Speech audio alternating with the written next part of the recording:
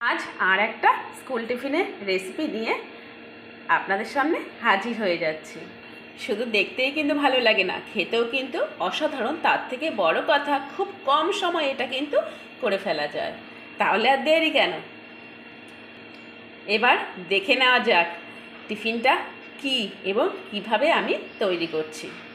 সুজির উপমা তৈরি করার জন্য প্রথমে আমি কড়াইটা ভালো করে গরম করে নিয়েছি। তারপরে কড়াইতে সামান্য একটু তেল দিয়ে দিচ্ছি সামান্য একটু সর্ষে। এরপর দিয়ে দেবো গাজরের টুকরো। গাজরটা একটু ভাজা ভাজা হয়ে গেলে দিয়ে দিচ্ছি বিনসের কুচি, সামান্য লবণ,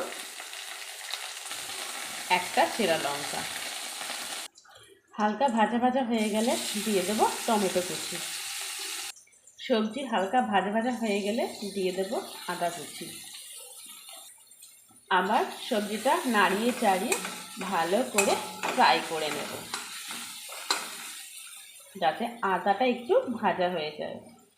তবে খুব ভাজা একদমই নয়, হালকা, যাতে স্মেলটা থাকে।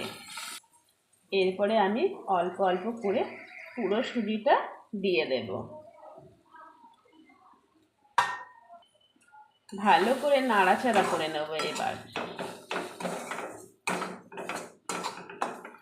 আমি কিন্তু পেঁয়াজ দিয়ে এটা করছি না, তোমরা চাইলে এটা পেঁয়াজ দিয়েও করতে পারো, বাদামও দিতে পারো। আর হ্যাঁ, উপমার জন্য কারি পাতা কিন্তু মাস্ট, যেটা আমি দেইনি। তোমরা কারি পাতা ব্যবহার করতে পারো, খেতে কিন্তু অসাধারণ লাগে। আর বাচ্চাদের টিফিনের জন্য তো বেস্ট। খুব কম সময় ভীষণই সুস্বাদু একটি টিফিন, বেশ ভালো লাগে, বাচ্চাদের কিন্তু ভীষণ পছন্দেরও। তার উপর সবজিও খাওয়ানো যায় এইভাবে বাচ্চাদের, কারণ বাচ্চারা তো একদমই সবজি খেতে চায় না। এইভাবে কিন্তু বাচ্চাদের সবজিও খাওয়ানো যায়।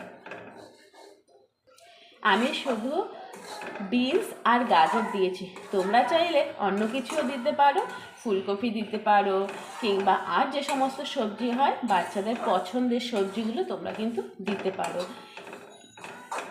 এই টিফিনটার মধ্যে যে কোনো সবজি কিন্তু দেওয়া যায়। আর তোমরা চাইলে অবশ্যই এটা পেঁয়াজ দিয়েও করতে পারো, আবার ডিমও কিন্তু দিয়ে দিতে পারো। কথা বলতে বলতে সুজিটা কিন্তু আমার হালকা ভাজা ভাজা হয়ে গেছে।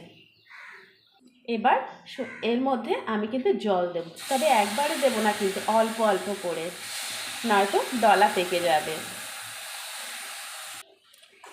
দেখো সুজিটা কিন্তু দলা পেকে গিয়েছিল, এই দেখো দানা দানা হয়ে গিয়েছিল। এবার কি করতে হবে, এইভাবে ভেঙে দিতে হবে। এরপর দিয়ে দেব সামান্য চিনি, তবে উপমার মধ্যে মিষ্টিটা একটু বেশি হলেই ভালো লাগে। আমি কিন্তু একদম হলুদ দেইনি, এমনিতেই এটা কিন্তু হলুদ কালার হয়ে গেছে। কালারিং সবজি যেহেতু আছে, সেই জন্য এটা কিন্তু হলুদ কালার হয়ে গেছে। তারপরে টমেটো দিয়েছি, সেই জন্য একটা কালার চলে এসছে। আর আমি মিষ্টি একটু বেশি দিয়েছি, আপনারা চাইলে মিষ্টিটা পরিমাণ মতো দিয়ে দেবেন। আমি কিন্তু আর একটু জল দিচ্ছি। যদি এরকম দলা দলা হয়ে যায় তাহলে কিন্তু ভয় পাওয়ার কোনো কারণ নেই, কারণ জল দিলে এটা কিন্তু এরকম জমাট বেঁধে যাবে, আস্তে আস্তে এটা ছেড়ে যাবে। এরকম করে শুধু ভেঙে দিতে হবে। তবে দেবপ্রিয়া এই রকম পছন্দ করে, ঝুড়ো ঝুড়োটা ঠিক পছন্দ করে না, সেই জন্য আমি একটু এরকমভাবেই দিয়ে দেবো। ঝুড়ো ঝুড়ো আমি ওকে দেবো না। আমার কিন্তু উপমা এবার রেডি হয়ে গেছে। এবার এই টিফিন বক্স তৈরি করার পালা। আমি দিয়ে দিচ্ছি অল্প অল্প করে